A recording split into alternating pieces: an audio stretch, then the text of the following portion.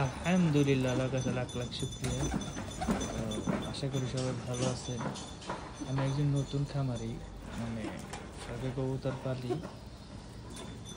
এই কবুতরগুলো খুব শখ করে কালেকশন করছিলাম। তো এই কবুতরটা হুট করে জমতেছে, যেটা গ্রিজেল, ঠান্ডার কারণে ওই সাদাটা দেখুন কীভাবে জমে।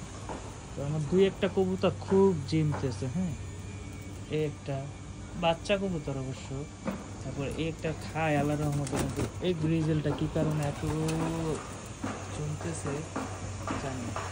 তো এই হলো আমার ঘর, এভাবে বানাইছে, এভাবে আমার ঘর বানানো হয়েছে। এখানে একটা বান দিছি। তো জানি না কী কারণে আজ জমতেছে।